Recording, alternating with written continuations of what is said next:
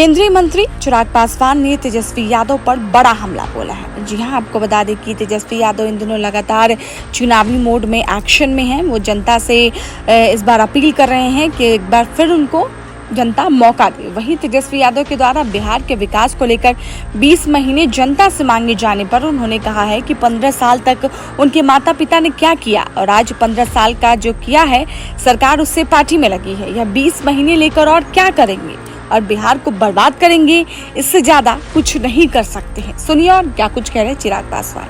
देखिए, ये 20 महीने का जो ये जिक्र कर रहा है ना, शायद ये भूल जाते हैं कि 15 साल बिहार की जनता ने इन्हें और इनके परिवार को देने का काम किया और उन 15 सालों में जो इन्होंने बिहार को बर्बाद करने का काम किया, परिणाम स्वरूप आज भी कई बिहारी जो उस वक्त बिहार से पलायन करके गए थे, पीढ़ियां बीत गई पर वो वापस नहीं आ पाए उनके जंगल राज की वजह से। तो ऐसे में जब वो 20 महीने का जिक्र करते हैं तो एक बार अपने परिवार के ही नेतृत्व में जो 90 का दशक था उसको याद कर लें। और उसको याद करना जरूरी है क्योंकि उस दशक ने जो बिहार के हालात किए थे, आज भी उस खाई को भरते हुए दशकों बीत गए हैं और उसके जिम्मेदार सिर्फ राष्ट्रीय जनता दल, इनकी पार्टी और इनके परिवार का नेतृत्व ही रहा है, जिसकी वजह से आज भी बिहार बनिस्पत राज्यों के अगर उस ऊंचाई पे नहीं पहुंच पाया, उसका जिम्मेदार वो 90 का दशक रहा है। और ये आज की तारीख में जो यंग वोटर्स और खास तौर पर जो फर्स्ट टाइम वोटर्स हैं, जिन्होंने शायद वो 90 का दशक नहीं देखा होगा, जो 2005 के बाद पैदा हुए होंगे और 2025 में पहली बार वोट डालने जा रहे होंगे, उनको ये जानना जरूरी है कि क्या था वो 90 का दशक और क्यों उसको जंगल राज के नाम से कहा जाता है।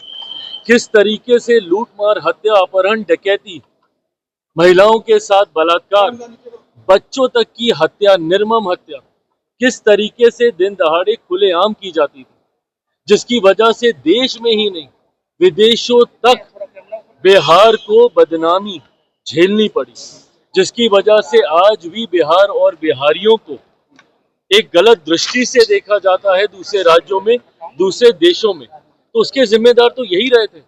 तो अब एक और 20 महीना लेके क्या करना चाहेंगे? और बर्बाद करना चाहेंगे? जितना इनको और इनके परिवार और उनकी पार्टी को करना था पहले ही कर चुके हैं। इलेक्टोरल रिवीजन हो रहा है बिहार में। तेजस्वी यादव कह रहे हैं कि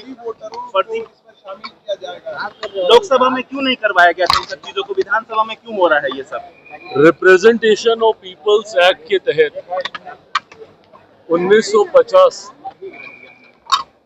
इसके तहत ये प्रोसेस समय समय पर अपनाया जाता है और इसको अपनाना भी जरूरी है, ताकि इसकी आड़ में जो फर्जीवाड़ा होता है, कई बार हम लोग देखते हैं कि अगर किसी का निधन हो गया उसके नाम भी इसमें वोटर लिस्ट में डला होता है, जिसकी वजह से जो सही मतदाता है, जो वोटर है, वो अपना वोट नहीं डाल पाता है। ऐसे में इस प्रक्रिया को और ट्रांसपेरेंट करने की सोच के साथ समय समय पर इस प्रोसेस को अपनाया जाता है और जिनको इस प्रोसेस से चिंता हो रही है उनको डर पहले से ही है अपनी हार का, और वो लोग पहले से ही बहाना ढूंढने का प्रयास कर रहे हैं कि नवंबर में जब रिजल्ट आएंगे तो इनको कोई ना कोई तो बहाना चाहिए। भाई, ईवीएम का बहाना कितनी बार ये लोग अपनाएंगे?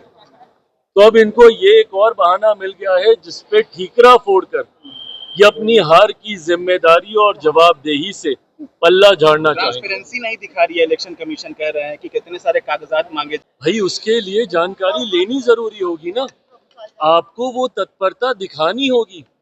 जाके पूछिए कौन कौन से फॉर्म्स है, 3 तरीके के फॉर्म्स उसमें सामने हैं और उस 3 तरीके के फॉर्म में ये दिखाया जा रहा है कि भैया 2003 से पहले जो लोग मतदाता सूची में थे उनके लिए वो फॉर्म है, जो उसके बाद जुड़े उनके लिए दूसरे तरीके का फॉर्म है। तो आप जाइए, जाकर आप जानकारी लीजिए, देखिए फॉर्म में क्या है क्या नहीं।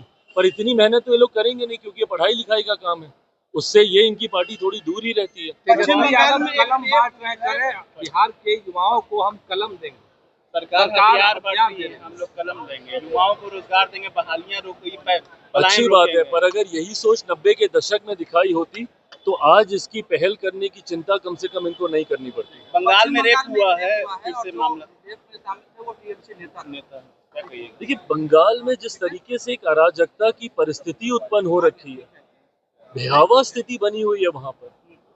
ये लोग दूसरे राज्यों पर तो उंगली उठाने से पहले एक मिनट नहीं सोचते, पर अपने गिरेबान में झांककर इनको देखने की जरूरत है।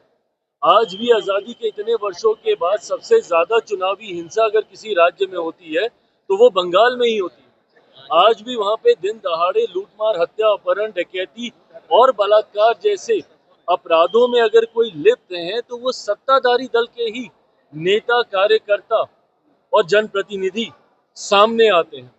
ऐसे में जिस तरीके से एक अराजक परिस्थिति वहां पे बनी हुई है, मैं तो बल्कि केंद्र सरकार से आग्रह करूंगा कि नहीं संभव है भैया वहां की सरकार से उस राज्य को संभालना, वहां पे राष्ट्रपति शासन लगाना चाहिए और उसके तहत ही हम लोग को चुनाव में जाना चाहिए ताकि चुनाव शांतिपूर्वक तरीके से पूरे किए जा सके। बिहार में आयोग बने हैं, उसको लेकर लगातार पूछ रहे हैं, करें कि क्या दामाद आयोग के बाद बहनोई आयोग, मेहरारू आयोग भी बनेगा? उनके जमाने में जब उनकी सरकार थी, आयोग बन गए होते तो मुझे लगता है उसके माध्यम से कई ऐसे कार्य हैं जिनको आज सुचारू रूप से आगे बढ़ाया जा सकता था, जो बिहार के विकास में एक महत्वपूर्ण योगदान देते।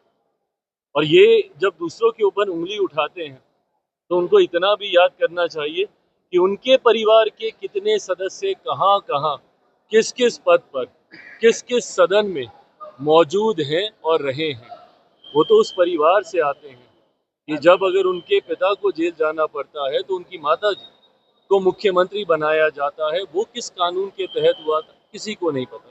बट बहरहाल मैं ये मानता हूं कि अंतोगत्वा आपकी काबिलियत ही आपको आगे लेकर जाती है।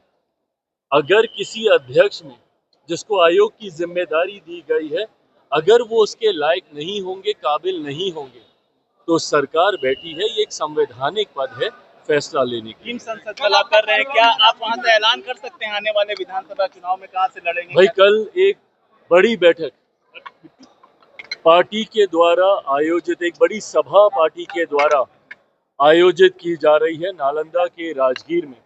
जैसा मैंने कहा कि हम लोग अलग अलग संभाग के कुछ जिलों को एकत्रित कर कर हम लोग ऐसी बड़ी सभा का आयोजन कर रहे हैं। कल बहुजन भीम संवाद है।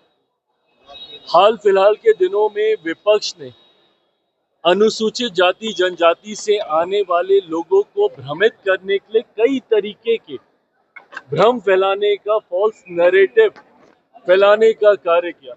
लोकसभा के चुनाव के दौरान भी आप सब ने देखा होगा कि किस तरीके से आरक्षण समाप्त कर दिया जाएगा, संविधान की हत्या कर दी जाएगी। ये तमाम बातें, झूठी बातें लोकसभा चुनाव के दौरान भी इन लोगों ने फैलाने का काम किया। इन बातों का असर उत्तर प्रदेश जैसे राज्यों में हम लोग को देखने को भी मिला। ऐसे में भविष्य में चुनाव के दौरान फिर विपक्ष प्रयास करेगा इस तरीके के भ्रम को फैलाने का।